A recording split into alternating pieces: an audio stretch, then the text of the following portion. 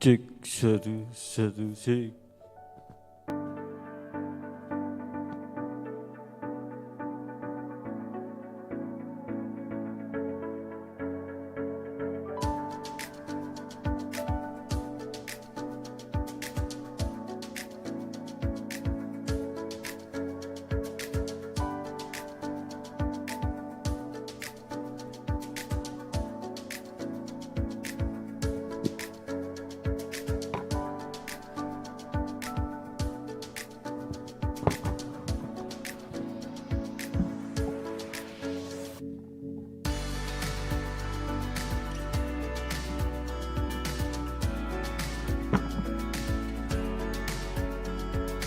Cek satu satu satu cek.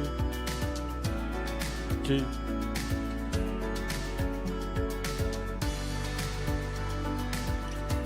Cek. Cek.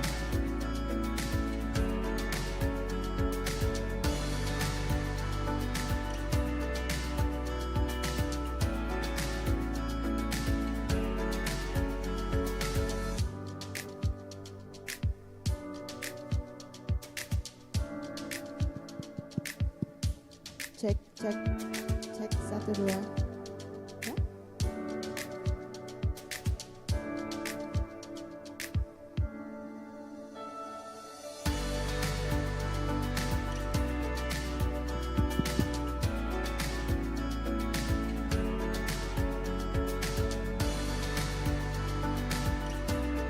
Cek, cek, cek, cek.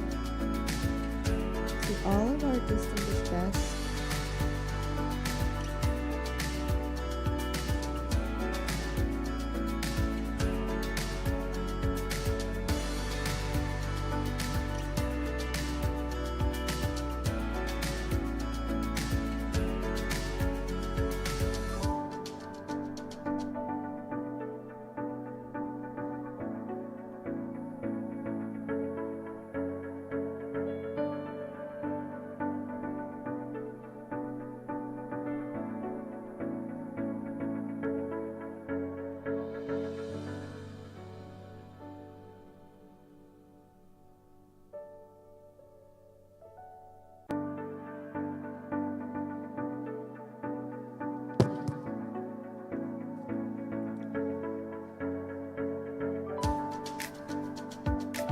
ladies and gentlemen, greetings of virtue, peace, and prosperity to us all.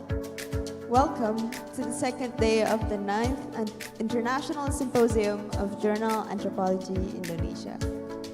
To esteemed members of the steering committee, to our respected keynote speakers, and our distinguished guests, a very good morning to all of you.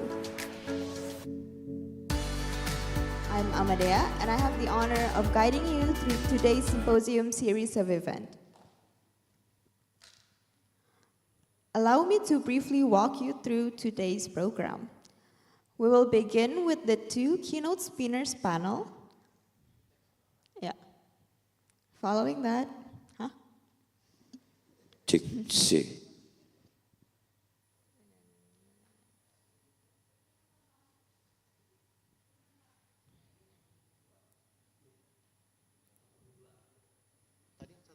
Cek.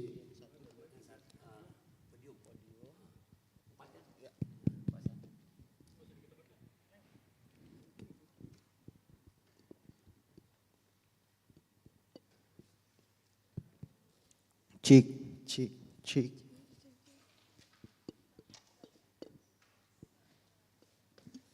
Cek, cek, cek, cek, cek.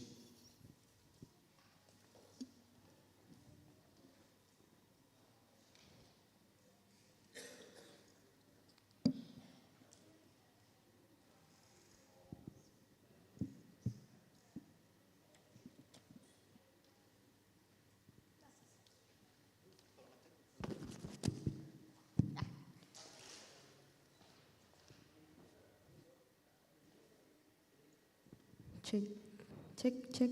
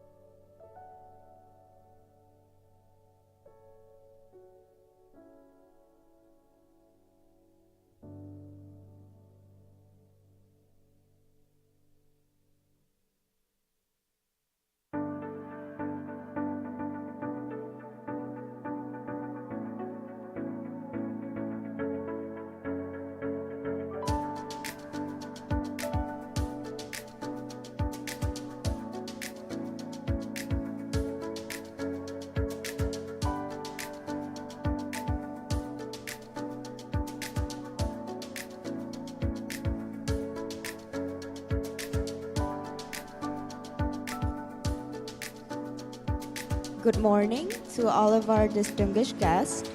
Our Day 2 event of International Symposium of Jurnal Antropologi Indonesia is about to begin. We kindly ask everyone to take their seats into their auditorium.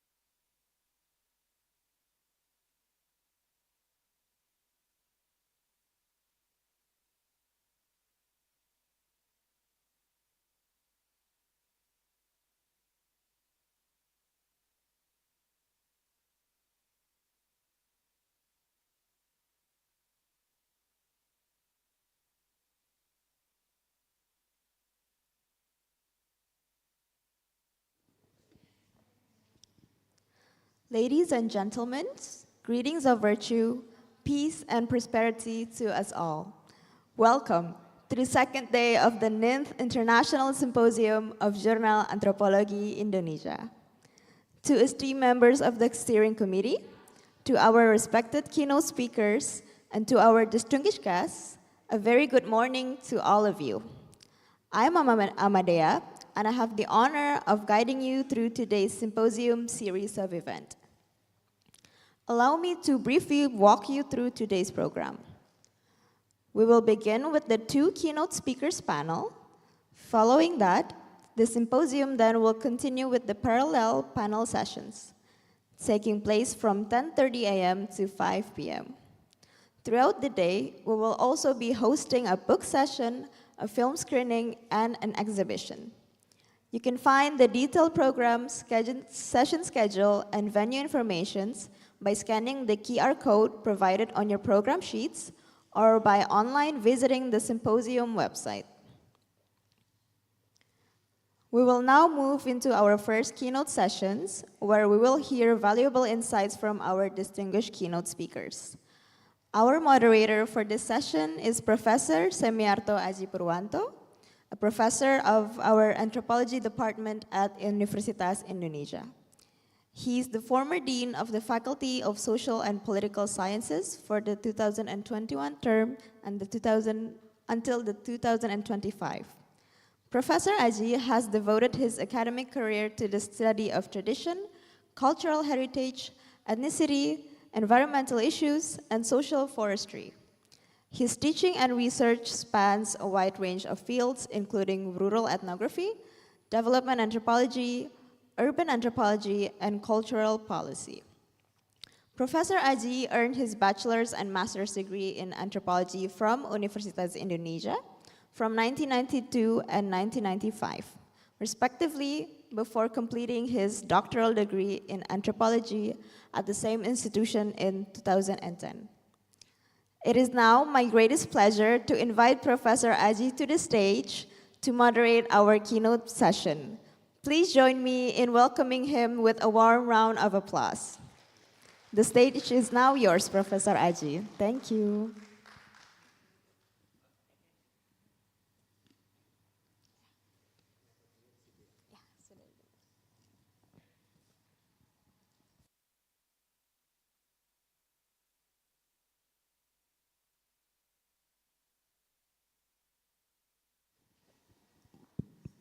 So, good morning, everyone.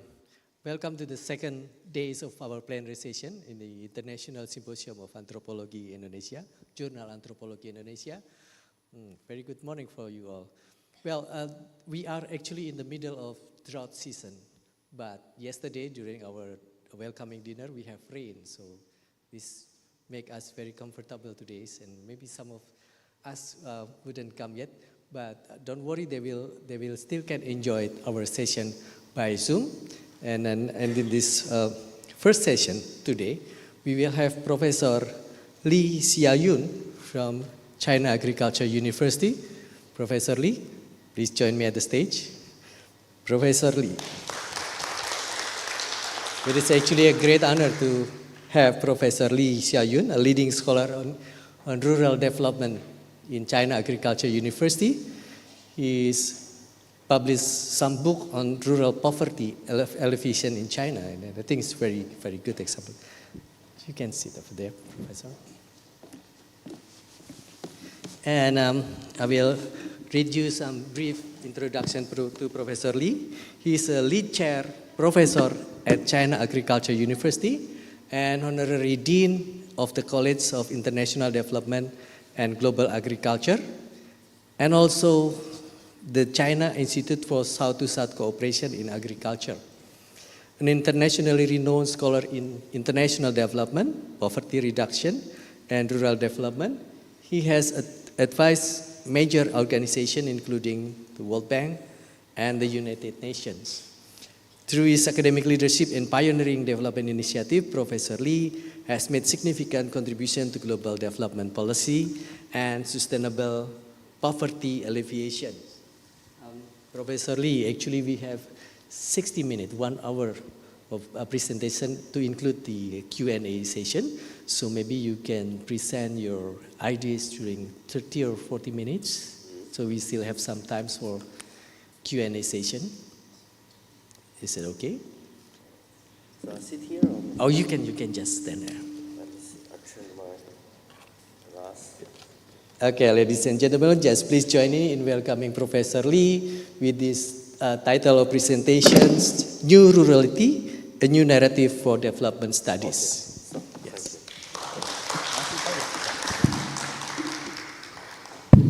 Okay.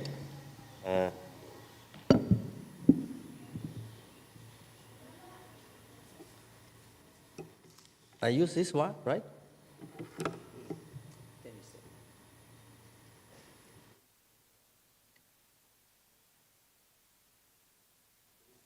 Okay. Oh. Okay. Oh, yeah, okay. Thank you. Thank you, Aji. Thanks for the organizing committee to invite me here, and this is my great pleasure to have this opportunity to have this exchange. This is my third time in University of Indonesia already, and this is very beautiful. It's very beautiful campus. Let me see. It's very beautiful campus. And today, I like to share with you the topic which I call the new rurality, a new narrative for development studies. But actually, most anthropologists is very much engaged in the field of development.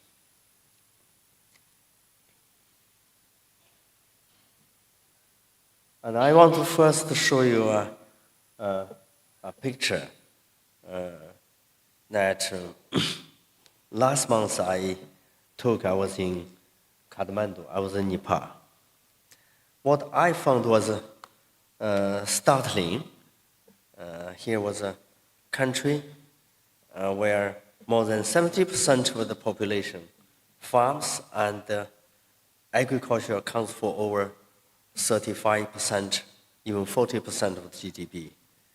And it skirt of the Kathmandu, skirt Kathmandu boasts something remarkably like the farm resort of suburb of Beijing, complete with young people spending their weekend fishing in ornamental ponds. The village we visited has a dozen or so many guest houses, so-called homestay. You see the homestay over there, that kind of homestay. This is Kathmandu, you know, this is not Beijing. And last year, the village that hosted 400 visitors. I was asking them, I guess most visitors are foreigners, but farmers said no, only few foreigners, but most Nepalese. And the village farmers grew vegetables and mushrooms, some of which probably end up on tables in the Gulf states, and they export vegetable to Gulf state. The government has paved the mountain road strikingly similar to China's Every Village Connected program. You see the road. And I have also seen, over the last few days I was in Solo, I've also seen a very beautiful road, rural road, in Indonesia. And it's a very different picture now. Yeah. It struck me as entirely unfamiliar kind of a rural landscape.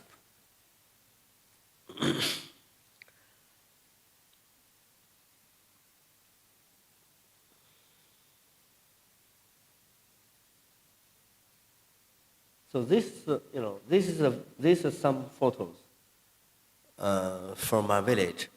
I think some of you already been to the first one, Hebian village. This is very Hebian village. You know, last about 3 photos of Hebian village. It's a poverty-stricken village. I have a book. RG wrote the preface for that book in Indonesia, called "Poverty." And most of the book's story coming from that village. It's a very poor village before. Now it look like this the mountain, very mountain poverty-stricken village. And Hebian village in Menla County, Yunnan, a village transformed almost beyond recognition. But the Hebian village is not an isolated showcase. It is a typical example of much larger transformation now underway across rural China. Look, this also Yunnan, but the middle one in Guangdong, another one also in Yunnan. It's not only in Hebian village, but all this. Well, I have been working on 50 villages, 50 villages all over China. You see, this is a not isolated case.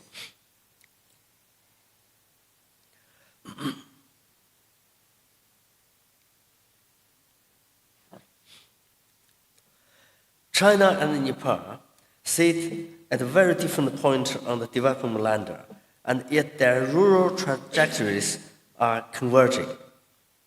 And not only theirs, we can also see the same pattern taking shape in Indonesia. Look at Indonesia, this village in Indonesia. This is the photo I took last time I was in Indonesia. And look at in India.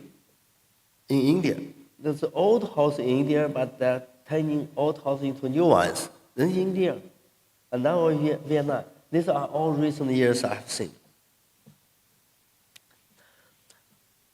And even in parts of Africa, this is not simply a story of rural transformation we're familiar with. It is a new practice by which the countries of the global south are pursuing their own modernity. And it demands a great attention in development studies and also in much field of anthropological examination. Why call it new?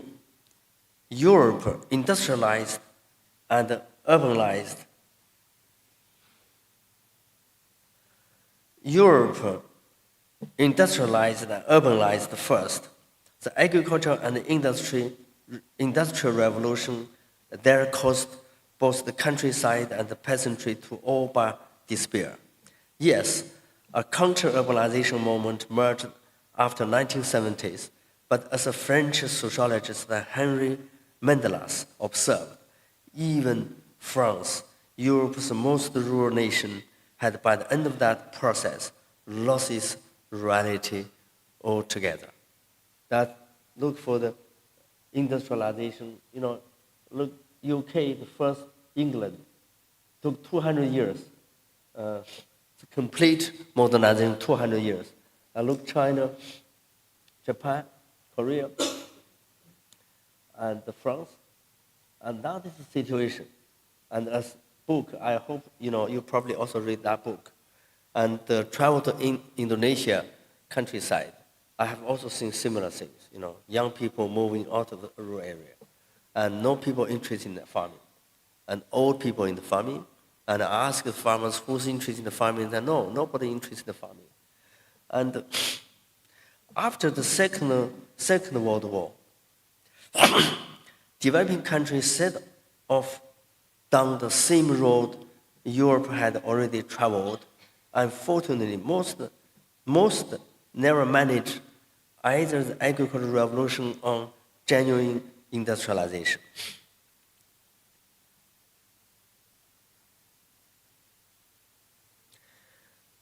I photographed this sense of myself in Kibera, Kenya, Nairobi, in 2025 last year. A landscape repeatedly across much of the global south. You can find these similar ones in many parts of global south. Very easy. Slums. The late Michael Lipton, you also know him personally, and my very good friend. He passed away. A scholar I admire greatly, wrote some of the sharpest critics we have of our pattern of urbanization in developing countries. What his book, Urban Bias. And he criticized this traditional, conventional development approach.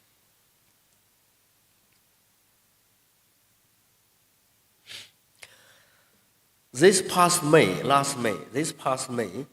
I visited villages along the Rhine in Germany. It's a very different picture from what I had earlier, Germany, and found something that looked remarkably like a Chinese weekend and holidays in the countryside. Farm tourism, guest house, farmers growing their own grapes, making their own wine, and running their own tourist business. It bears a striking resemblance to what China now called one village, one product, and integration of the three industries. Integration of three industries in the rural area. That matters most here is who is running these enterprises. It is not urbanites moving in, it is the farmers themselves. This is nothing like counter-urbanization.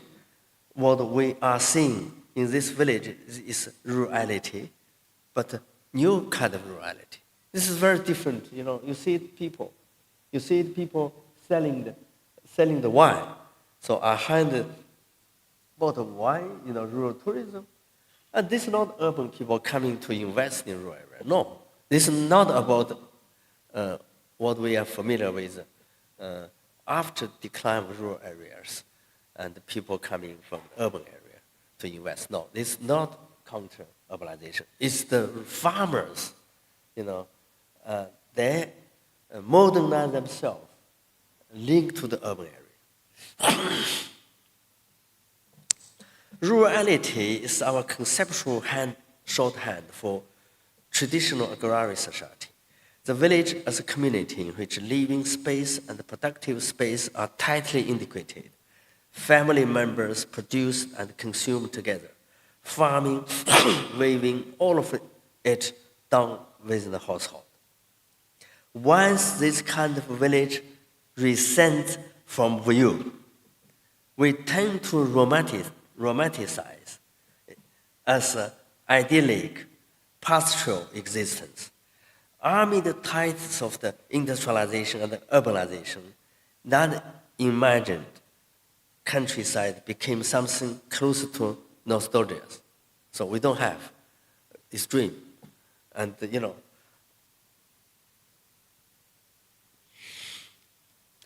Europe's industrial revolution, Europe's industrial development model separate people from land, fractured rural community, and left rural society to shrink and decline, giving rise to an industry and urban society in this place.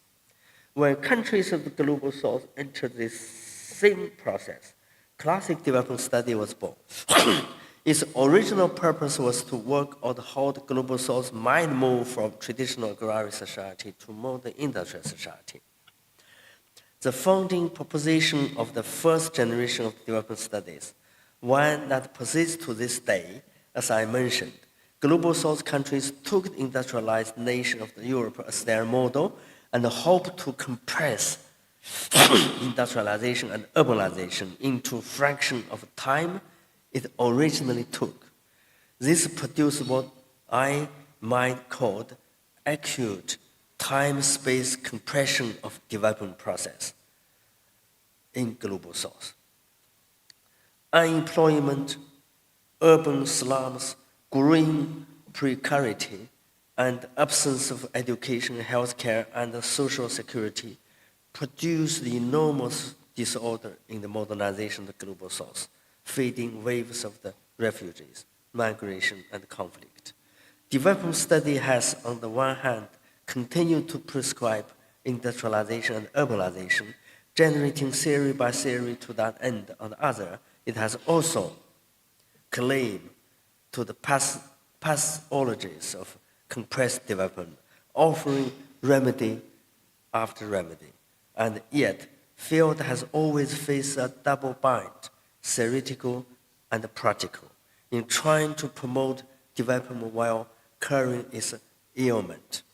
This gives rise to a critical development study that questioned the entire project on ethnic ground. As Escobar, you know.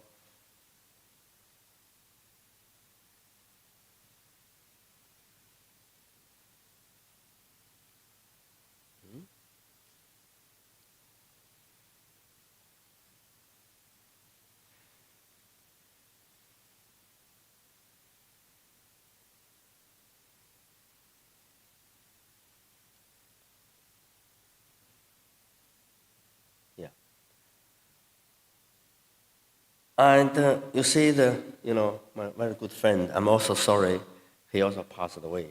And since most people could read, he's very, very good anthropologist, and he wrote a book, Encountering Development.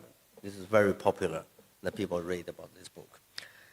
I don't dispute the value of this critique, but I have to say, with some regret, that critical development study has never slowed global south pursuit of development, nor offer a workable alternative.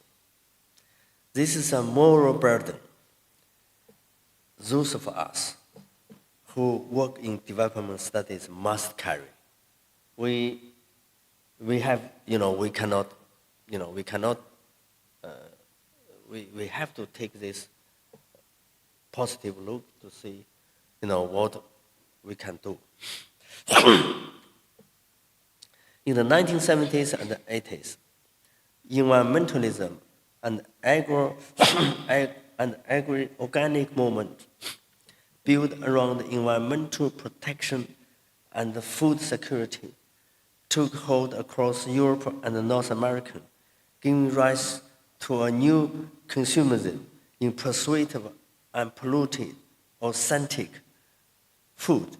This new market demand was quietly reshaping the relationship between city and countryside in the global north, feeding what we might call alternative development, yet mainstream development studies barely noticed. Dominated by development economics, it clung stubbornly to large-scale structural transformation as its central policy prescription. The truth is that development studies as we know it has never been very good at building grand theory out of small local change.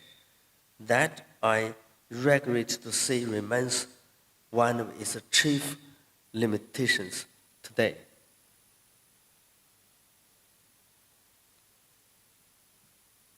if you open all books related to development studies, you will find what I have described. What I have described. And it also writes about structure, rich and poor,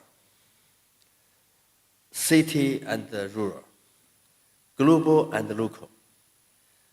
And all these big issues and our understanding, our knowledge and theory based on our life, I would say development is our life. And whether we like it or not like it, we're driving electric cars, we're driving cars, we fly to Indonesia, we're coming to all these situations. This is our life. You criticize, it's good or bad, and we cannot get rid of this. So if early shift in market and technology never quite dislodged our settled idea about urban-rural transformation, today is different. New patterns of consumption, new technology, and the change state posture. State posture means if you see Indonesia, I'm not going to praise or criticize, but if you look for Indonesia, and 85 cooperatives, each village receive funding over 6 years, and 60 of this funding is investing in the rural cooperatives, and rest of money is doing the infrastructure, everything. So you see, this is what I called this kind of state political posture. It's not about necessarily about electoral politics. It's not necessarily, and people can understand. People see this, but it's, and it's the posture towards countryside. Unlike anything we have seen before, as I said in India also, and I was strikingly surprised. The India people told me when I was in India, and people said, we have this new rural moment, very similar like what we have in my country. So we're not learning actually. Last year I was in IPB. I was in IPB University Hall. I was with my colleague, Professor Tang, and I saw the banner, right, the rural CEO. This is exactly the same as we are doing in China. Called in Indonesia, they call it one village, one CEO. We are doing similar in China. We are trying to do this, but we never learn each other. It's not about Indonesia learn from China. So when I introduce this to China and people say, Professor Lee, you're great. Indonesia learn from you. I said, no. No, we didn't know each other this. So this is what I'm talking about. Do not ignore this. For the development study expert, for anthropology, for sociology, for economists, we all look big issues. It is a marvelous field for anthropology, because anthropology is very good to capture these small things. This is a macro level exercise, and come to a big grand theory. And this is, ignored. As I said, visit Hebian village. Visit Hebian village. And visit all my Malwa village and other villages. These are farmers.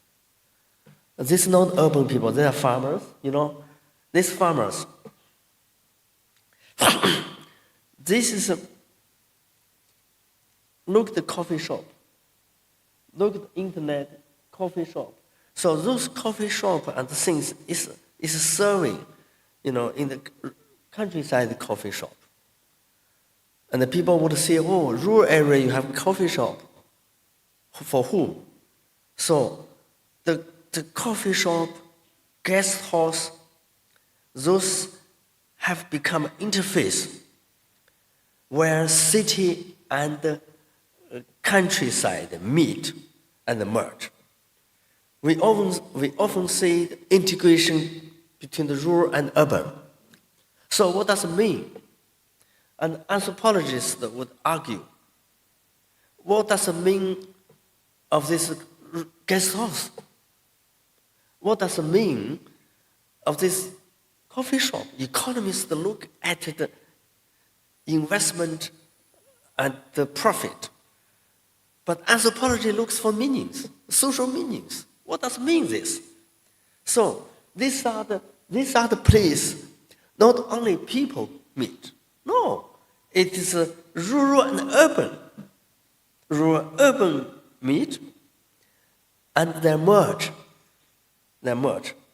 This is happening not only in China but in India, Indonesia, Vietnam, Laos, Nepal, and Europe. It is not simple counter-urbanization, nor an isolated case of rural development. It is in the real sense of remaking of the rural, the modernization of the countryside proceeding in step with urbanization and industrialization, producing a genuine integration of the city and the country.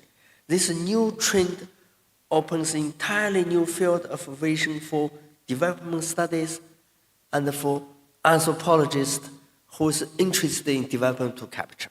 So I would say also in Indonesia. Average GDP was only like 5,000 US dollar, something like this. And it's not yet industrialized, urbanized. But you see the rural change. You see also India, rural change. So these are very different from what? From a complete decline of Europe, Japan, Korea. That rural population declined to almost like 1%, less 1%. There's no people no rural people in the countryside of Japan. I also studied Japan. So my rural study book is not under translation into Japanese. Another book, Not is Poverty. I have several books, not translation. A second book is about the rural. And the Japanese people interested in my book because it touched upon issue of Japan, all Japan anthropologists, sociologists they're facing.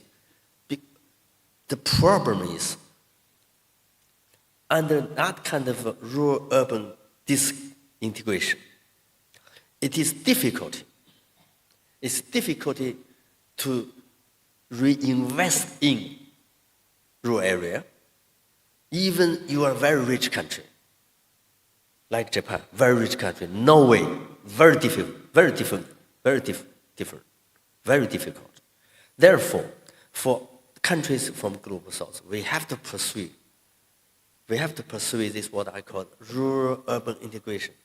I'm not going to say let rural area remains like this. No, and the number of the villages will continue to disappear, and the population of rural population will continue to decrease along with the increase of the industrialization and urbanization. So that something has to continue.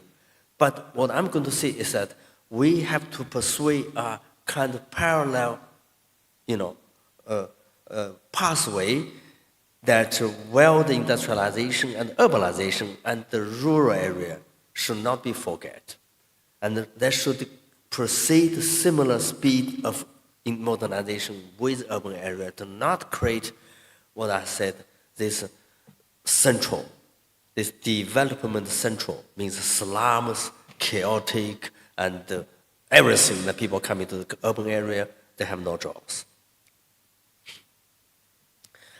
What is the difference?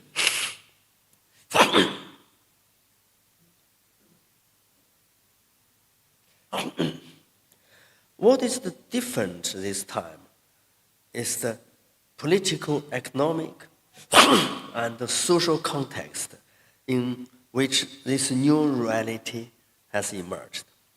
Number one, difficulties the global south has encountered in pursuing modernization through conventional industrialization and urbanization strategies have themselves generated a very rich body of experiences. And these experiences from which development pathways can be drawn. For instance, people-centered development, the coordination of environmental, social, and economic goals, a reconsidered relationship between the state and the market. Some of these ideas are, in both theory and practice, more mature today than any other point before. Before we talk about this, today we are hand on this. If you travel to Latin America, you can see, you travel to India, you can see Indonesia. Look what Indonesia is struggling for resources issues. And people could criticize, people could say, but that indicates clearly the country is managing, is struggling, struggling for all this kind of new situation. And today's situation is very different from 10 years ago, from 20 years ago. And you see this, and secondly, the new consumerism has given the countryside a new value. People's taste for rural authenticity keeps growing. The significance is not merely economic. Rural residents now feel the appreciation. Urban residents have for their word. The old attitude of looking down on the countryside, of treating it as a symbol of backwardness, is beginning to reverse. And that reversal is one of the greatest social and cultural gift of the new marketism to the countryside, as well as to the birth of new development. And we are used to criticize technology. We are used to criticize market, particularly for development anthropologists and particularly for the social scientists. We are getting used to criticize. Market is bad, technology is bad, and create binaries, create the rich and the poor. But today, if you look at these things, we have to change. As I said many times to many people in our social science, we have to move away from this traditional binary critical, perspective. We have to look for different perspectives. We cannot stick to all these binary things that technology market create only the rich and the poor. No, it's changing. It's changing. Look these photos. Because the technology, because of the market, these people get rich.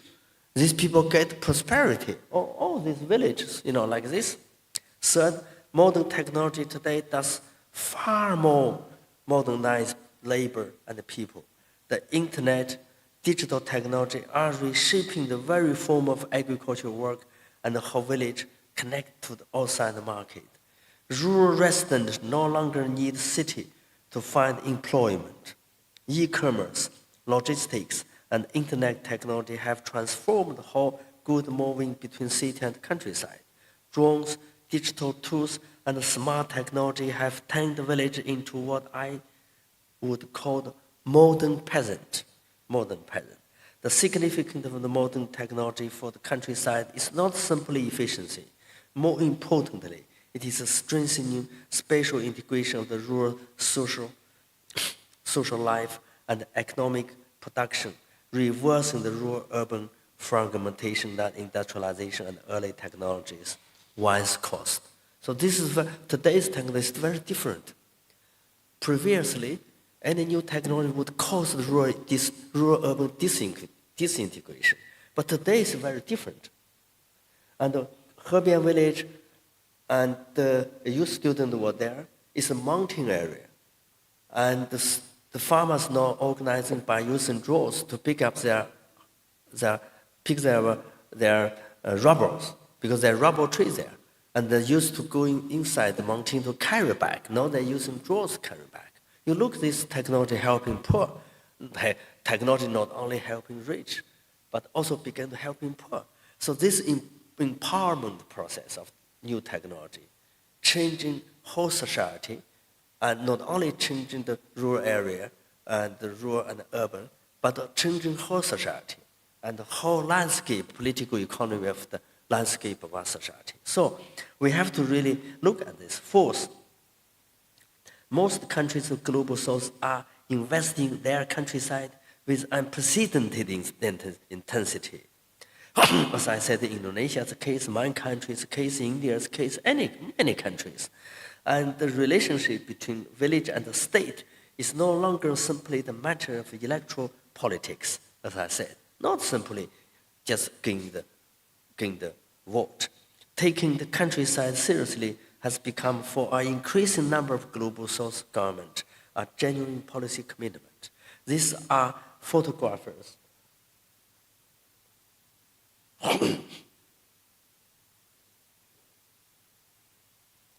These are the photographers I took in rural India and in Vienna, rural India.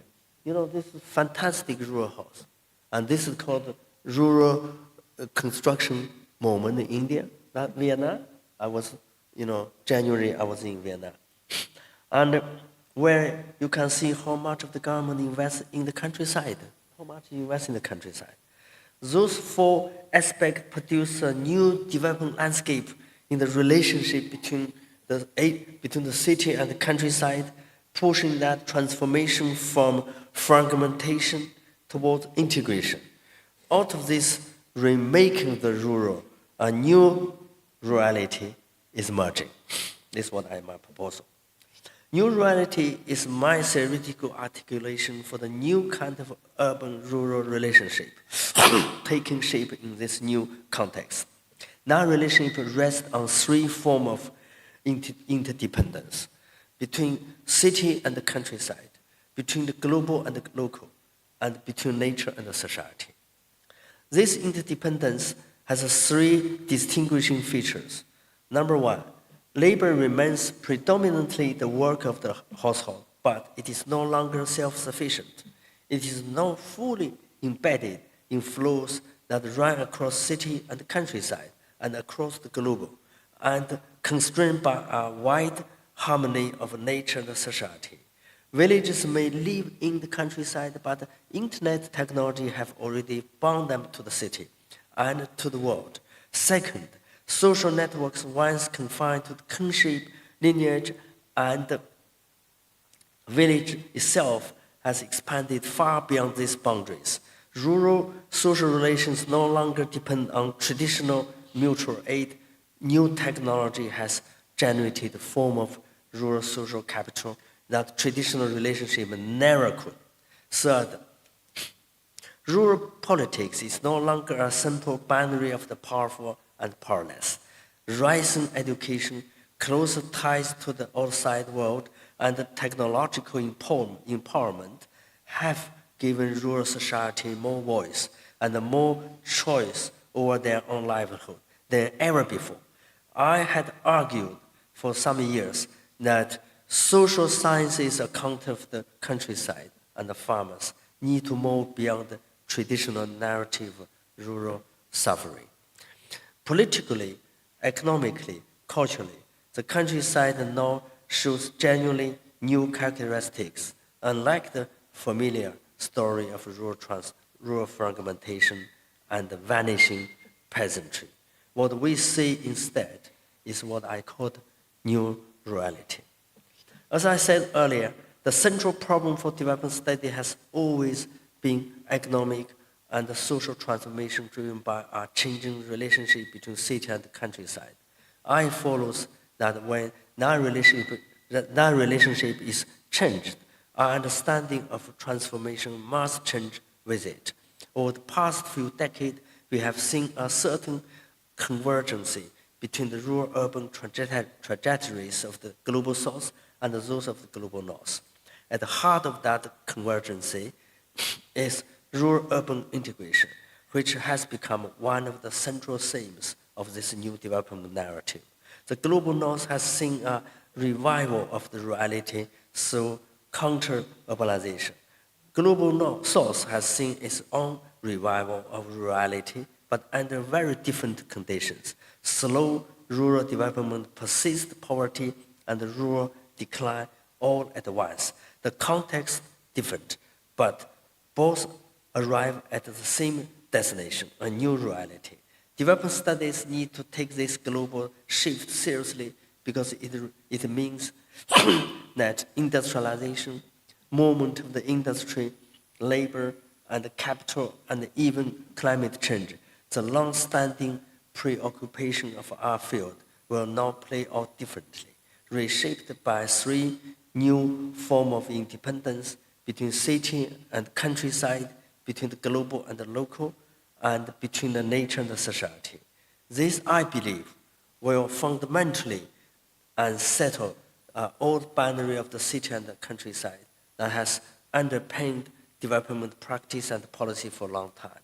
That is the message what I like to send to this summer school. Thank you very much.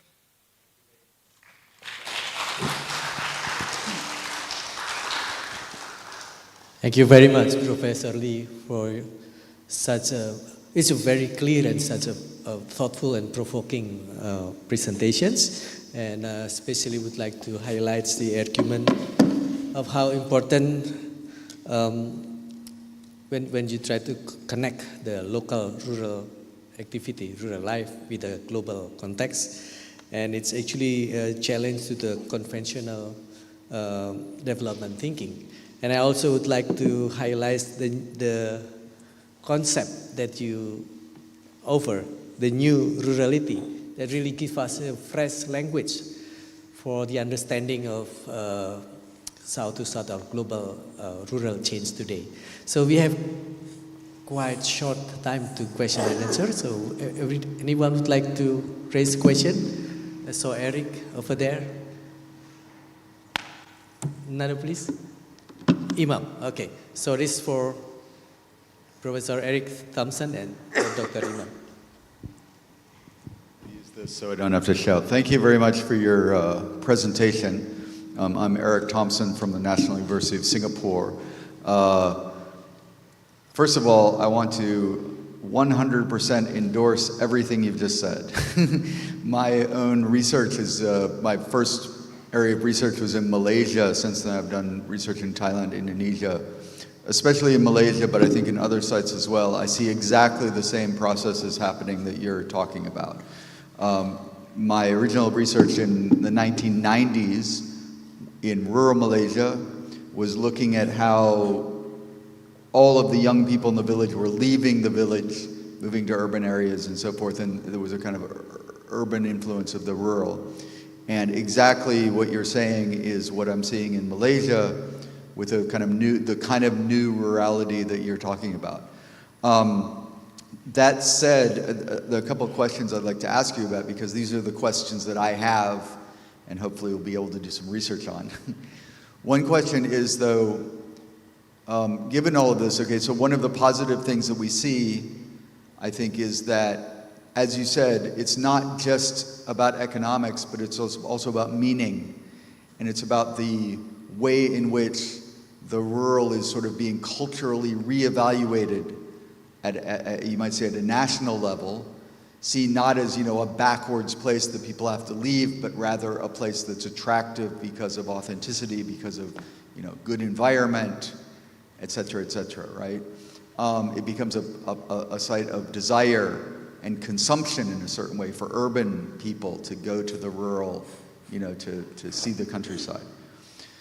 And with that, importantly, it's not just the people coming from urban areas, but it's rural people themselves, I think, that are starting to think about the rural in different ways. So one thing I see in Malaysia specifically is, whereas in the 1990s, basically 100% of all the young people would leave.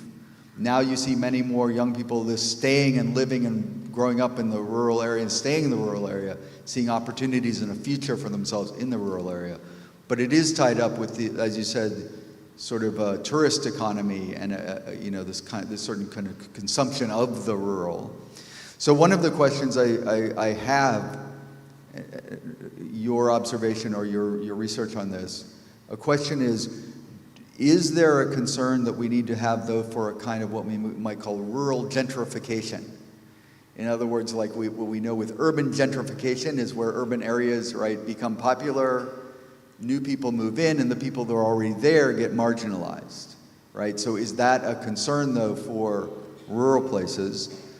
Another question related to this is, do we need to look at the distribution of the benefits of this change in the economy? In other words, is everybody equally benefiting, or like certain people able to capture all the benefits and other people are, again, being marginalized, right? That might be based on age, it might be based on gender. You know, again, older people still live as easily in the rural places as they used to, et cetera. And then the final question, again, is one of sort of distribution.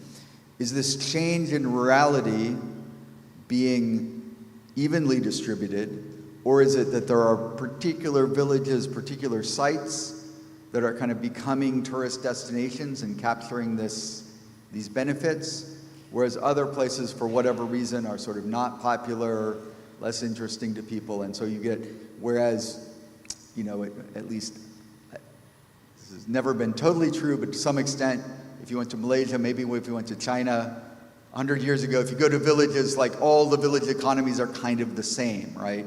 But is now there a hierarchy of village economies where some are becoming tourist centers and benefiting from all of this, other places are, you know, maybe falling behind because of the differentiation in the economies of this new rurality. Thank you very much. Thank you for your question. You know,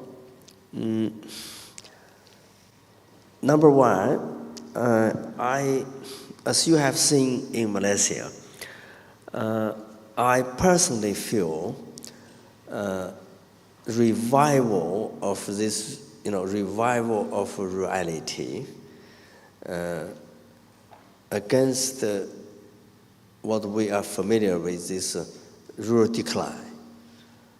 And this rural decline not only in global south, it happened in global north, in the United States, you know, in Europe, you know, as I said, in France, in Germany. And number one, I feel that the global south society in general, or political leading group, or politicians in particular, concerned about these issues practically, that this rural-urban disintegration created disorder. So they're afraid.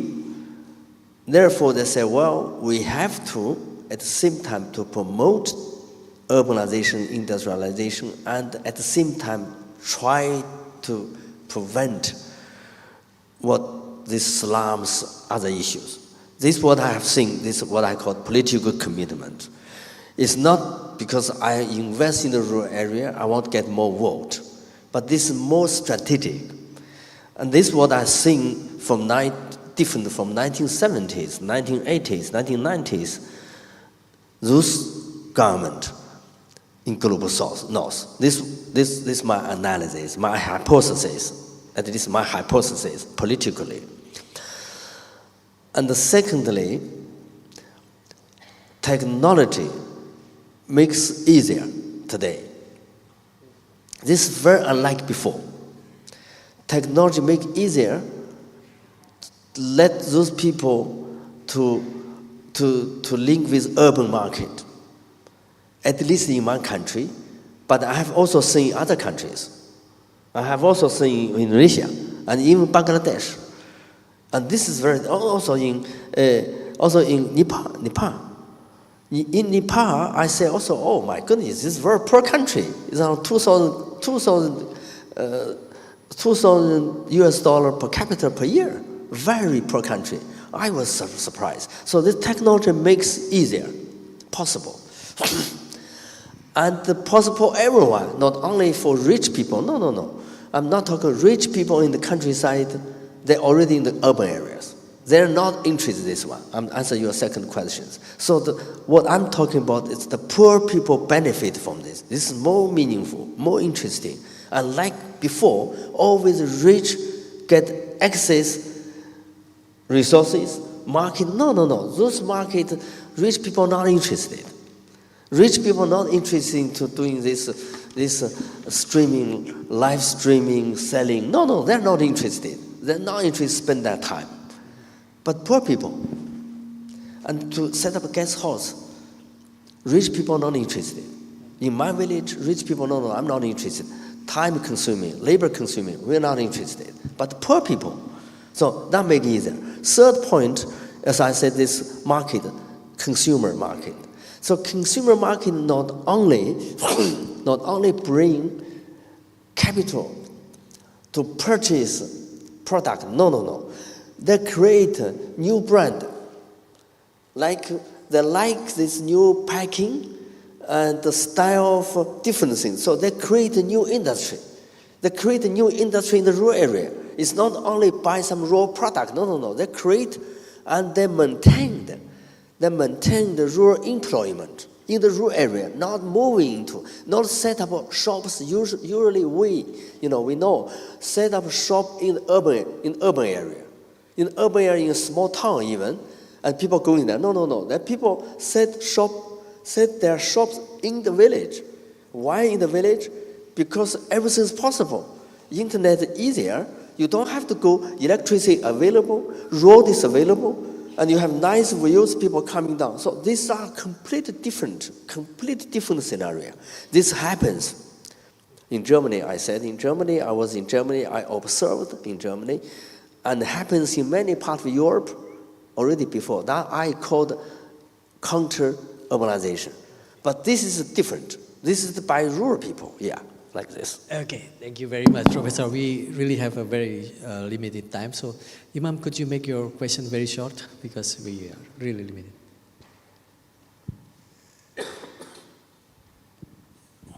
Yeah, thanks, Prof. Ajay, and thanks, Prof. Lee, for this fascinating lecture. Yeah, I will make it short. So I'm really interested about what you think about the differences, not just a commonality of this new rurality. So we have these different ideological foundations of the state and different historical process of agrarian transformations between China and Indonesia. What you think that you can offer from your lesson learned in seeing China in transformation for Indonesia in terms of this changing rurality with the similar trajectory, but also with different context of agrarian transformations and class differentiation in rural area. Thank you. Thank you very much. Okay, according to my observation, and Indonesia looks like 1990s in China, very much look like 1990s, 1999 in China. But what something missing, which I can see, is rural industrialization. Now you see the young people moving out. I ask where people going.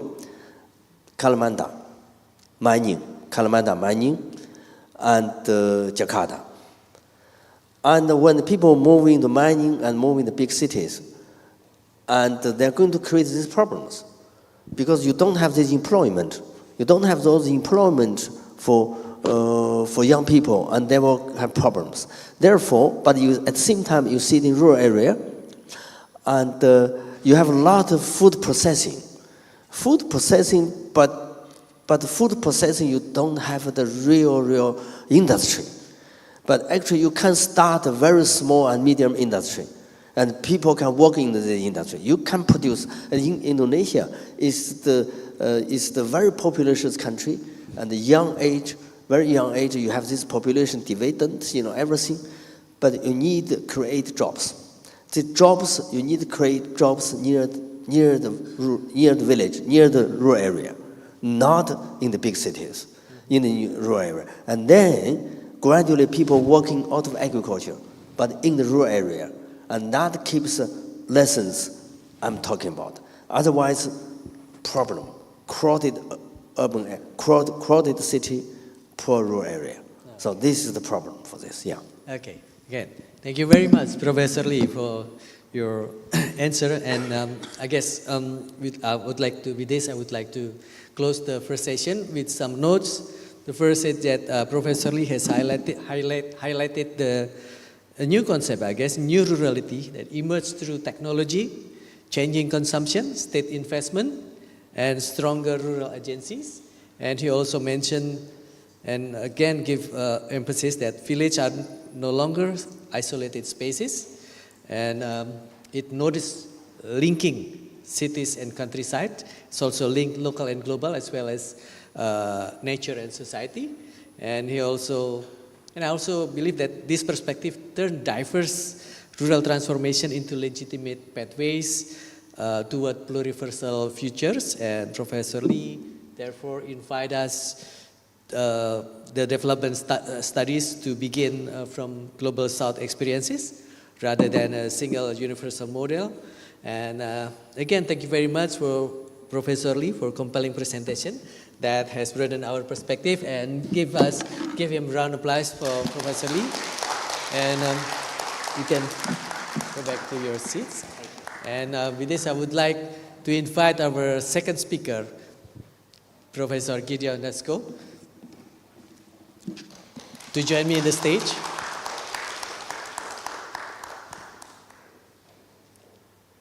Professor Dr. Gideon Lesko, whose work brings in anthropology into close dialogue with medicine, public health, politics, and everyday life. Have your seat first. I would like to briefly read your CVs. Professor Lesko is a Filipino medical anthropologist and public intellectual whose work explores public health, drug policies, and contemporary health issues in Southeast Asia. He is a professorial lecturer at the University of Philippines in Diliman and a research fellow at Ateneo de Manila University, and with an interdisciplinary background spanning medicine. You're a medical doctor, right? Medicine, anthropology, and history of science. Dr. Lesko is widely recognized for his scholarship, influential public writing, and book that examine the intersection of health, society, politics, and culture. We have approximately 1 hour, 60 minutes, so maybe you can present your ideas in 30 minutes, and after 50 minutes, there will be a time there to remind you about the time. Okay, the time is yours. Thank you, Professor Aji. Good morning, everyone.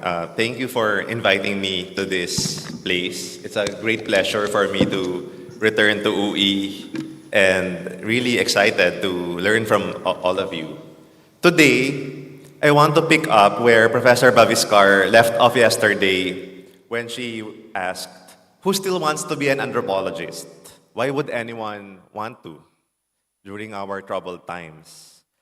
Borrowing from Juan Hing Chen's invitation to think of Asia as method, as well as drawing inspiration from Southeast Asian studies scholars, I have come to think of places like Indonesia and the Philippines, not as case studies, but as places from which we can ask larger questions about the world. So drawing on our shared experiences, as well as my own lived experience, I ask today, how do we navigate pluriversal futures? Whether you're a tenured professor or a distinguished lecturer, or an early career researcher or a graduate student, these are questions that should resonate with us amid an overlapping sense of crisis and change in our universities, countries, and our planet. Is anthropology for me? Should I contribute to anthropology in the way I envision? Should I continue being an anthropologist? Should I stay in my institutions? Where should I go? I was asking myself those same questions when I was about to finish medical school in Manila. Being in the hospital made me feel unsettled, disturbed by the desensitizing nature of biomedicine and the medicalizing nature of our society. Having discovered medical anthropology through one of our lecturers, Professor Michael Tan, as well as different books, I realized that perhaps this is something that I might pursue after medical school. So as soon as I finished the internship, I decided to go on a soul-searching backpacking trip, and that's how I visited Java for the first time. The flights back then were much cheaper. I think I only paid 50,000 rupiah for the ticket to Surabaya from Manila. As you can imagine, it was a very touristic trip. Yeah, it's a very touristic trip. I climbed different mountains in Java, Gunung Bromo, Gunung Lawu, Merapi as well. It didn't erupt yet at the time, so I was lucky. We visited Borobudur, Prambanan.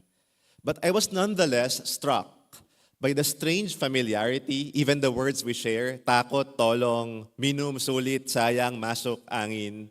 We share a common vocabulary from the Philippines and Indonesia. And were it not for colonial relations and many other historical processes, we would have and should have had much more in common.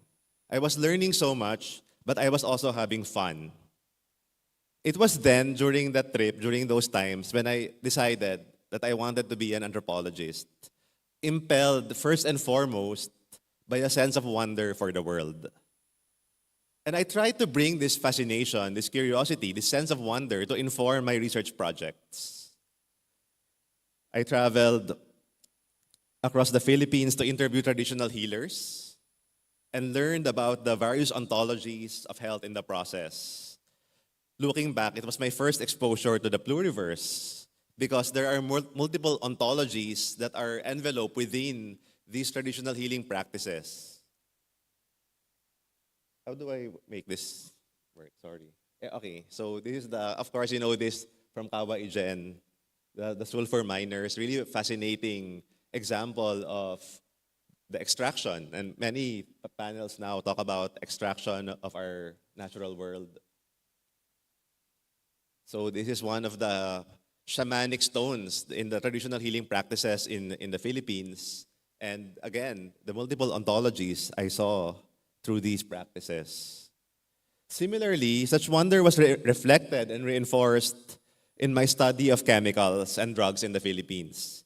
I interviewed and hung out with young people and learned about so many chemicals, from methamphetamine to skin whitening products. Far from simplistic accounts of colonized bodies facing harm, I saw how young people use drugs and also their bodies to contest the circumstances of their informal economies.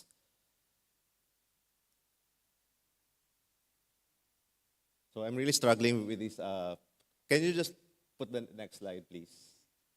Okay. So I hang out. This is my first research project for my master's. I studied methamphetamine and learned about young people, how beyond state and public discourses of harm and addiction that are criminalizing and pathologizing, there's agency and pleasure in drug use among young people. It is also with the same sense of wonder that I approach my study of human stature, of height. How does being tall and being short shape people's livelihoods and life worlds? Again, instead of framing height from the perspective of public health, I saw it as a biosocial phenomenon that holds meaning for people, for families, for communities, and for nations. More recently, expanding beyond health, I undertook a study of rivers in Manila. Inspired by my trips to South America and in the Amazon, I followed the river from its source to where it empties to the ocean, to the sea. And we actually engaged with Professor Baviskar's notion here of anti-dam politics in India in that work. So today, when I look at the future of health, I see many things that are fascinating, and I'm glad to see some of these topics reflected in the conference, from panels on digital platforms to health in social media, the rise of medical influencers. Just last week, my mother was excited because there was a glucose monitor that she installed in her arm. It's a 14-day patch that you put in your arm to monitor glucose. And she excitedly was measuring sugar levels all the time. So we live with these technologies now, from smartwatches, smartphones. And how does AI shape our lives, our emergent technologies? So we will need to pay attention, including, as Professor Lee mentioned earlier, in the rural areas, as the rural areas are being remade as well, and how technology is shaping the health care practices in these rural areas. I have been to villages in the Philippines where there's Wi-Fi, but there's no toilet. There's Wi-Fi, but there's no healthcare. So how does it remake the rural in this sense? So yet another direction that's important to look at is how people participate in more than human worlds, living with dogs, pathogens, microbiomes. The pharmaceuticalization of dogs and cats is coming at the same pace as human beings, and we need to be also listening to this. So there's so much work to do, and our research processes must also evolve accordingly. If we reconnect our sense of wonder with our research interests, how would that look like?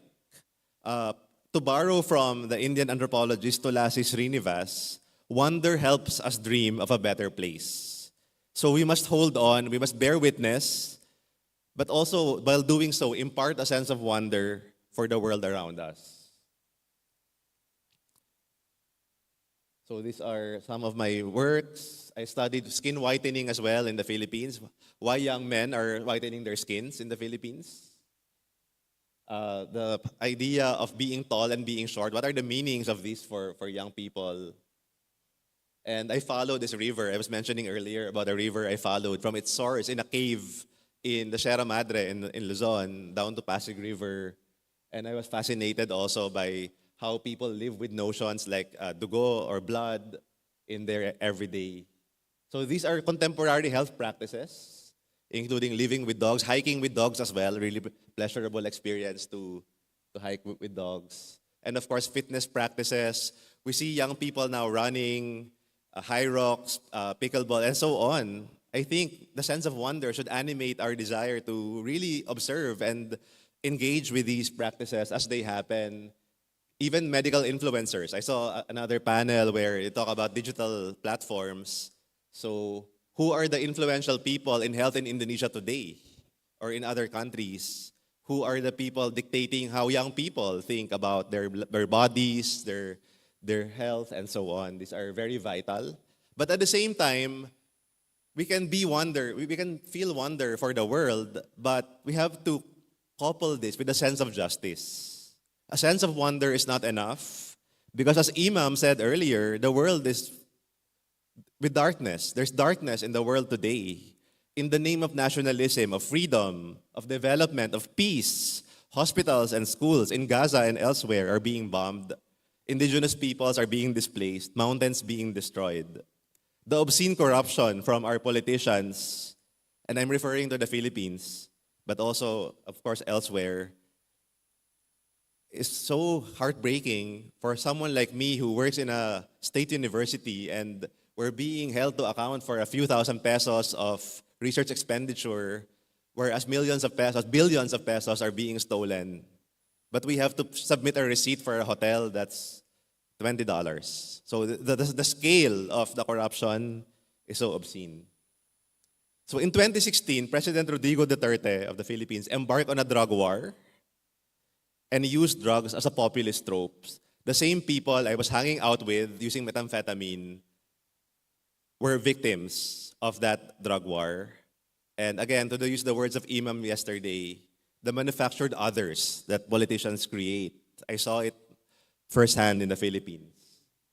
I faced legal harassment. I haven't seen this. I'm not comfortable to show this in the Philippines, but I'm in Indonesia and I want to show you this court case that I faced during the time. I faced legal harassment and so on. And really, for those of you who are facing similar challenges, legal, political, and even physical harassment, I send you my solidarity because I know that sometimes our work can place us in these situations where we're facing power and we're contesting power, but we're also receiving a lot of pushback against it.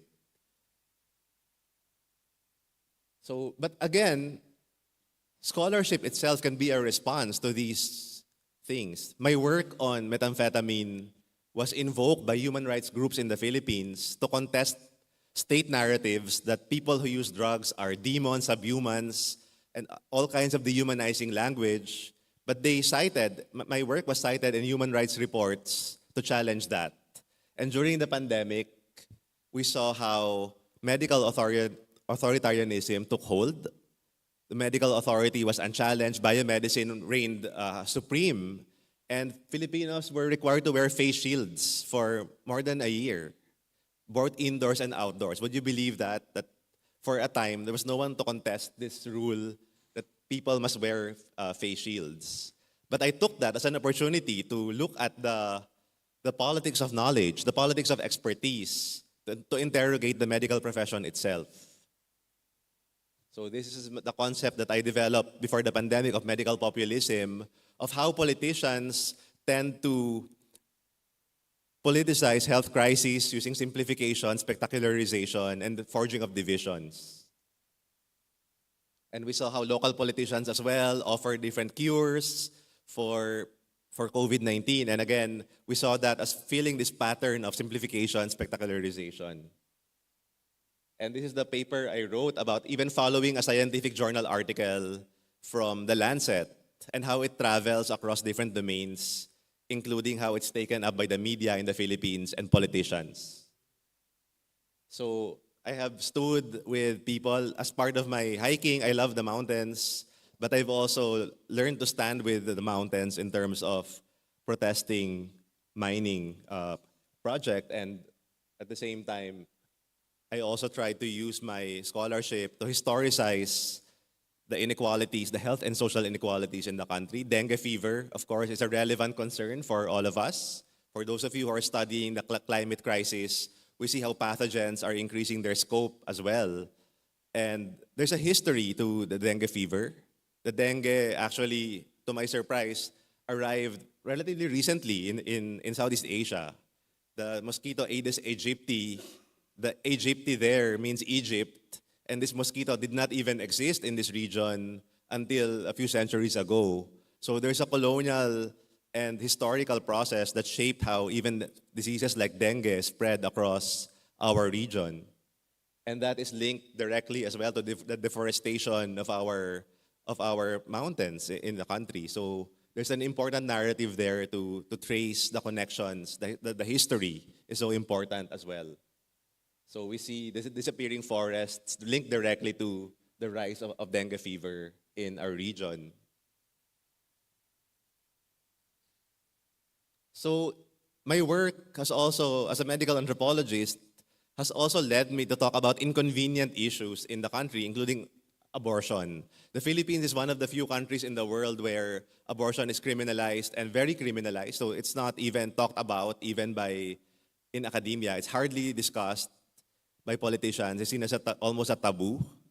So I felt the need as part of this sense of justice to call out some of these issues. Because in my view, a sense of justice requires us to speak out as best and as effectively as we can against injustice, in solidarity with communities, to document and to amplify their forms of resistance. So again, many presentations in this conference speak to this in powerful ways, calling out militarism and extractivism, articulating lives and afterlives in extraction zones. So again, to those of you who find yourself on the side of activism, facing political and economic powers that be, both by choice and necessity, I send my deep admiration and solidarity. So some of the slides that show how I've been writing about this. But then closer to home, perhaps this is the most difficult. I'm showing you the paper that's the most difficult for me to write because it's one of those American journals it takes years to publish. But that's also one of the least read and least cited of my work. In contrast, this paper of mine that is in a local journal in the Philippines that maybe you've never heard of, Acta Medica Filipina, has been the most influential in my view. It was heard in the Senate hearing in the Philippines. It was invoked by both the government and the opposition to demand for more benefits for the Philippine Health Insurance Company. So that really forces us to think about our own practice and how we are shaped by these academic measures. Today we are being evaluated based on H indices. We are asked to align with research agendas, to speak the language of theory, for description to be downplayed as mere description, as though that were an insult, for ethical practices to sometimes be reduced to checklists and forms, totally detached from the relational ethics that anthropology springs from. And so this is where we can act together as allies. This is where our solidarity must lie. Some things are hard to resist as individuals, but less so as institutions and communities. Even less so when we extend the sense of community beyond national boundaries. My presence here then, as a Filipino scholar, is a great honor, and I hope that we can deepen our exchanges in the coming years. My small intervention has been to study up. I have studied the workings of medical expertise, and to the annoyance of ethics boards, I've also studied ethics boards. And they gave grudging ethics approval to the study for them to be interviewed, because I feel that the very biomedical nature of ethics board is interfering with anthropological practice, at least in the Philippines. In my first book, I wrote that the Philippines is not a small country. And what I said, what I mean, it as an intervention to the relational terms with which countries are viewed. If the Philippines is not small, then no country is. And we shouldn't really be measuring ourselves against each other in toxic ways, but instead relating, engaging. If we are to fight for justice, epistemic and otherwise, then we must deny the references with which we are framed. So the Philippines is not a small country. Ultimately, however, wonder and justice must lead us towards care. Perhaps this is still the part of me being a medical doctor, but when I speak of care, I do not just speak of health care, but care that transcends ontologies, but while also being grounded in our own realities. Care for communities who entrust us with our stories, care for their stories to ensure that they are told with dignity, care for our students and colleagues, and also care for ourselves. So for me, the mountains have been a source of such great care. Hiking has sustained me throughout my life, reminding me that scholarship, like mountaineering, is never a solitary endeavor. So this is a picture of me standing in Mount Elbrus in Russia. And I've also had the privilege of hiking in the Indian Himalayas and other places. We rely on companions, guides, mentors, and communities. But we should make sure that we are here for the long course. We need to survive. Whatever you're doing as an anthropologist, we should be here for the long haul. And we have to endeavor to continue our work. And self-care is such an important part of that. And I hope you don't mind me saying that I also enjoy so much, not just the scholarship in Indonesia, but your mountains, your volcanoes. This is Gunung Sumbing, I think, or Sindoro. My mentor, Anita Hardon, was my PhD supervisor, also known to some of you here, was my hiking companion as well. And she was the one who imparted to me the sense of self-care. And I've been glad to impart that to my research assistants as well. So climbing the same mountain years at a time. But also, the paying attention should also spill over even this practice of life. So I'm really proud to share this very interesting thing that 2 years ago, I discovered a new species of insect in the Philippines. In this heavily mined community in Mindanao, look at this beautiful insect. I saw it, I collaborated with the entomologists, and they confirmed that it's a new species. So we're publishing a paper this year to report that as a new discovery. And I think we need to really pay attention more to nature, but also its ability to give us this sense of wonder, but also justice, because the reason why we want to publish that paper very badly is because new species will lead an argument for greater protection of that place. So to end, I've reached the finish line, but to end, I want to share this quote from Margaret Mead. Actually, it's not from her. It's misattributed to her. But she almost certainly did not tell it. If anything, fractured bones found in the archaeological record can sometimes point to a more pernicious side of humanity, violence, lots of violence. Research in biological anthropology also say that there are actually signs of healed bones all over the animal kingdom, not just humans. So there's an anthropocentrism also implicit in this anecdote. But helping someone else through difficulty is where civilization starts. This quote was bound to go viral, whether or not Margaret Mead said it. However, So when you see this in social media, please, this is not from Margaret Mead. However, this statement glosses also over the violent ways that the very concept of civilization itself was used by colonial powers to subjugate savages and primitive societies. At the same time, regardless of the inaccuracy of this anecdote, its valence during a time of crisis speaks to why people turn to established figures, to anthropology, for inspiration and comfort. Indeed, there is a yearning for an anthropology that affirms the best of humanity, as well as an inkling that if we are to realize the best of humanity, our defining mark is care. And so, dear colleagues, through our praxis, through our life, through our pluriversal engagement, may we continue to cultivate a sense of wonder, a sense of justice, and a commitment to care. Thank you. Thank you very much, Dr. Lasko, for such rich and deeply engaging presentations. And I also would like to appreciate the way you bring together the health, body, both social and political studies, as well as politics, environment, and everyday life. And this is actually only to show that the anthropology will still be very essential in the public debate. So with this, I would like to open the session for Q&A. I would like to expect one or two. Please, okay. The lady at the back side, please. Anybody else? Yes. I really like this session because in the first speakers we have two men asking, and in this season we have two women. So this lady is very good. Okay, thank you. My name is Alisa. I'm from Universitas Lambung Mangkurat in Banjarmasin, South Kalimantan.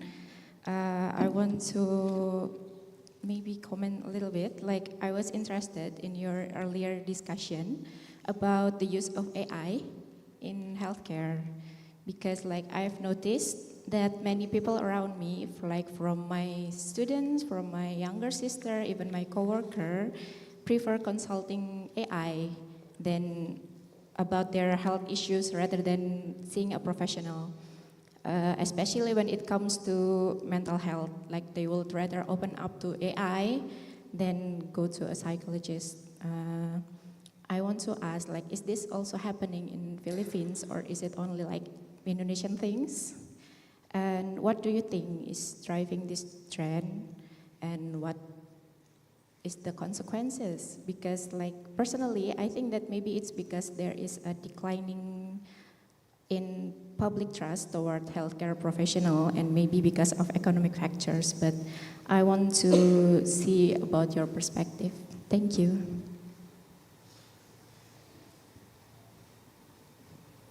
Would you like to write the answers? Or?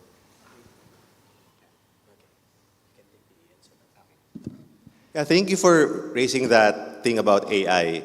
I think as someone who's been trying to follow contemporary health crises, I think that our big concern right now is that all the phenomena we're witnessing are happening so quickly that our research processes may not be able to catch up with them. For example, COVID-19. When the inkling of COVID-19 started in January 2020, I was already trying to apply for ethics approval to study it. And so I was able to study the pandemic in real time. But this doesn't happen all the time. Oftentimes, our research processes are not designed to anticipate and to actually study things right away. People, universities, funding agencies require us to have an entire fully fleshed out proposal to even begin a study, and it can take years for that to happen.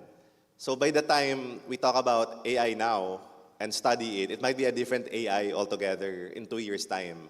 So I think your question brings me to a methodological and logistical concern for academia, that how can we adapt to the fast pace of technology, that these are emerging, how are we able to catch up with this. So that's one thought that comes to my mind. But to your question about whether it's happening in the Philippines, yes, definitely. We see a lot of young people using AI for consultations. We see a lot of people using AI as therapists for mental health as well. There have been high-profile cases, of course, of these things leading to tragic outcomes, but at the same time, there's also the everyday of it that's not being documented. So I really think that we need to have a huge component of anthropology that moves to the digital space and studies these emergent things as they happen. But we need to really have a logistical preparation to do it.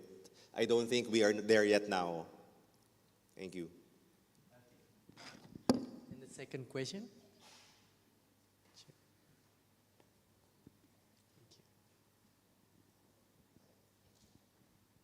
Thank you, Prof.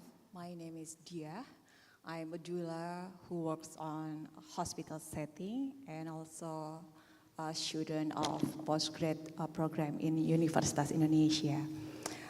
You've been a medical doctor, a mountaineer, and also anthropologist. And my question is, looking back, what is your deepest curiosity or perhaps deepest discomfort or unease that bring you back to questioning something and trying to find the answer from anthropological perspective?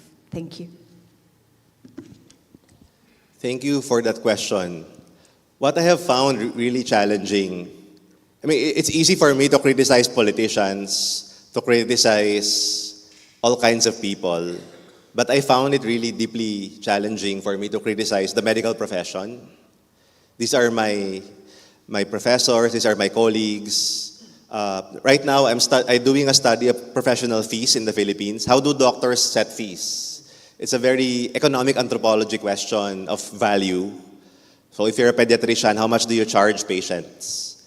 It's very relevant for the Philippines because we don't have a strong healthcare system that's public. So most of the outpatient care and even inpatient care is happening in the private setting.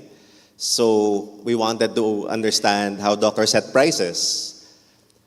But I found it very difficult when I reflect on myself. I find it very difficult to be critical of the medical profession because I feel that, oh, what if they get mad at me? I mean, this is a very real concern for people. I mean, every anthropologist faces this dilemma. But I think that I'm increasingly convinced that the medical profession is a big problem in many parts of the world, but particularly in the Philippines. They hold power. They're an elite institution. They're an industry. They're beyond accountability because people think that, oh, they're the experts, we need to defer to them. So they hold so much social and political capital in the Philippines, and they earn so much. The nurses get paid so little. That's why Filipino nurses migrate to the UK and other places, Singapore. But the doctors are there on top, so it's very difficult to challenge that. But I have learned to do it. I mean, I think that if I am to be true to my words, then I need to do it. So I've been training my criticality now towards the medical profession, the epistemological foundations, the social context of the medical profession. So that has been for me the most difficult, but also the most, I think, important to do. Thank you. Thank you very much. Actually, we still have some really short time. If anybody would like to raise question again, Bu Yunita, silakan. Check.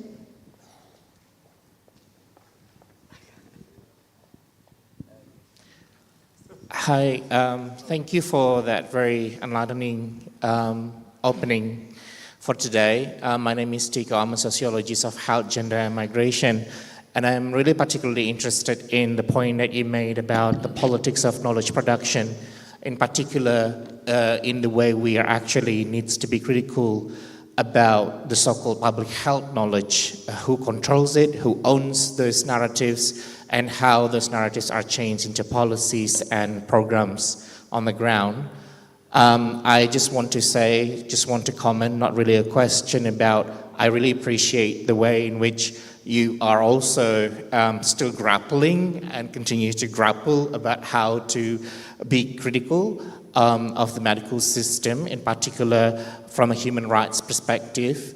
I think in one of the cases that you brought, which I think is quite pertinent today, is the treatment of LGBTQ people in Indonesia as a non-military threat, and how we've been abandoned in a way by the people who work in the HIV sector, you know, who've been mostly treating us as a kind of biomedical, you know, or a way to achieve biomedical goals, but not necessarily as an agent who's able to actually be strategic and be, I think, empowered to produce knowledge about our own bodies and our own futures. So I just want to appreciate that you're doing that. And I hope that we could continue in Southeast Asia to build this solidarity in the politics of how we produce scientific knowledge. Thank you. Yeah, I appreciate that comment. It really is very encouraging. And it reminds me that one government official in the Philippines told me that if Indonesia decriminalizes drugs, then the Philippines will have no choice but to really talk about it seriously. So there is regional influence that we might not be able to tap yet, but I think that even at the level of macro politics, we might really be able to make an impact if we work together. So thank you for that comment. Okay, the last question from Professor Yunita. Please be short, yeah, Bu Yun. Sure, thank you. Thank you very much, Prof. Gideon. So I had the experience during the COVID, observing how the health people give the recommendations and instructions for the people to use like shield and mask, etc. But what we found is that there's a lack of explanation. So I was surprised when a farmer called me and asked why we should have our mask. What for? And there is no explanation at all of where the virus came and how it impacts our body. Also, the chemical pesticides for farmers, etc. So how, in your experience as a medical anthropologist, contribute to the missing, missing link between the health science and the local people's understanding? Thank you. Thank you for that really important inquiry about the role of medical anthropology, in particular, in mediating between the health profession and the people. I think during COVID-19, we really saw how the medical authority was at an all-time high during the pandemic, and there was really this medical authoritarianism that just don't question, just follow the orders. It's very disciplinary, very dictatorial almost, and this is justified in the name of public health. So I think, first and foremost, as medical anthropologists, we can just interrogate that by naming it as such. I think it makes doctors think about their own ways, that, oh, this is authoritarianism, this is not being explained. I think the criticality. So my only intervention as a public intellectual in the Philippines was that I'm proud to have been one of the first to call out that face shield mandate in the Philippines. I posted on social media that there's no evidence that this works, because the engineers were telling us that the face shields don't work from a wind dynamics perspective, the aerosol, the spread of the microbes. But the infectious disease experts were saying, no, we're the experts in medicine, you're not. But the microbes are physical matter. They circulate, so it's really a contestation of expertise. But I feel that was a teaching moment for them as well. That moment made them think that, oh, people are watching us, that we need to be careful about what we say. So I think that's the first and foremost role of anthropologists, is to really interrogate, to be there to critically engage with the health profession, to make them be more careful. And of course, at the same time, to make sense of why people think the way they think, and also to caution the medical profession against dismissals, against very demeaning, very diminishing language. For example, when a governor in the Philippines, in the Cebu, I hope some of you have been to Cebu, it's a beautiful place. But in Cebu, the governor recommended this steam inhalation. I'm sure there's something equivalent in Indonesia where you cover the face and you inhale the herbs. And the governor said, let's do this as a protection for COVID-19. The doctors were immediately, that's superstition, that's nonsense. They were very dismissive of that, even though it resonates with people because that's what they've been practicing for asthma, for different kinds of pulmonary conditions. So even the WHO was very dismissive that that's wrong. So I think our role is to tell them, well, you have to understand where they're coming from at the very minimum, at the bare minimum. So we're really there to really translate and help interpolate the exchange between the two, even though it's still an ongoing, difficult process. Thank you. Okay, thank you very much, Dr. Gideon Lasco. Well, I would like to close actually this session by point out some notes that I've been made. The first is that pluriversal anthropology for Dr. Gideon Lasco actually can be seen as an anthropology grounded in a multiple lived world rather than a single universal explanation, right? And then his work connect health, drug, politics, and environment, also bodies. And there are inseparable social diseases, like the example that you has already given us about the history of disease, dengue, and the last discussion on COVID-19, for example. It just shown us that the diseases are not merely biological events, but it's actually outcome of colonial histories, urbanization, social and cultural processes, and also about the access and marginality, actually, right? And scientific knowledge itself is shaped by institution, popular insight, media, public trust, and again, unequal access to authority. And his central message, I think, is quite ethical. Anthropology matters when it recognizes differences of knowledge and stand with those rendered vulnerable unheard. And with this, I would like to thank again for Dr. Lasco for a very inspiring lecture this morning. And I would like to close this session, the second plenary session of the International Symposium of Jurnal Antropology, with appreciation and thankfulness for your presence and participation so far. Again, thank you very much. Good morning.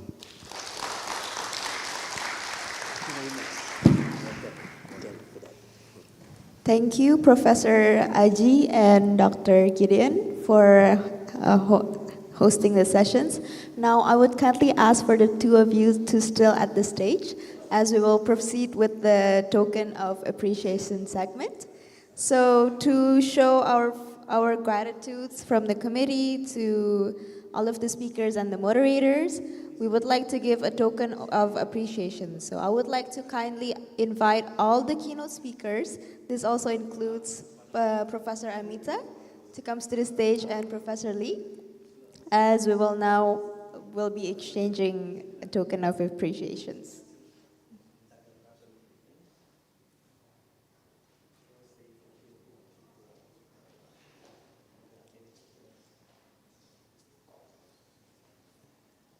I would also like to invite Dr. Irwan Martua Hidayana as the steering committee of the symposium to give the token of appreciation.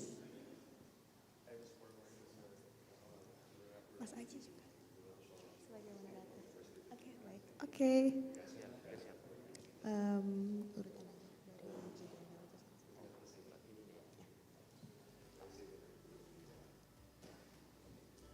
To Dr. Gideon Lasco.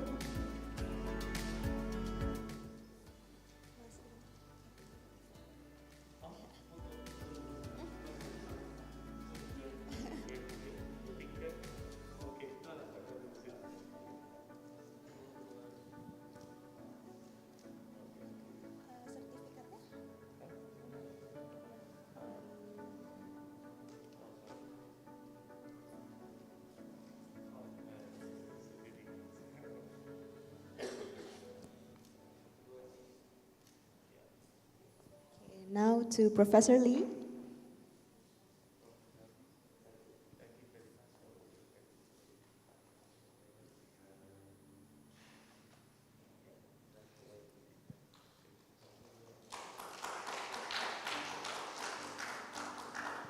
And then to Professor Amita.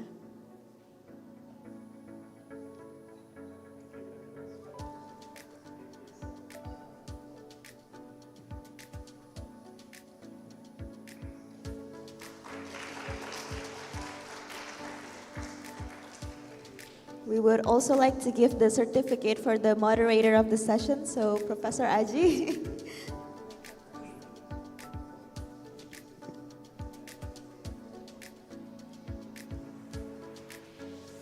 Okay, maybe one last group photo documentation. So with all of the speakers.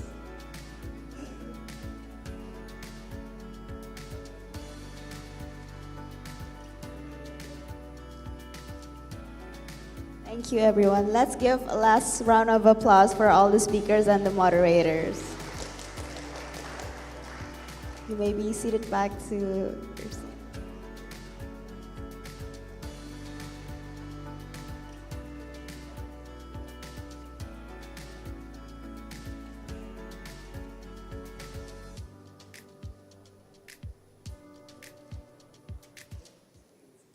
Ladies and gentlemen, we'll take a short coffee break for 30 minutes until 10:30, which the stations will be at Building E and F, because afterwards the symposium will continue with the parallel panel sessions.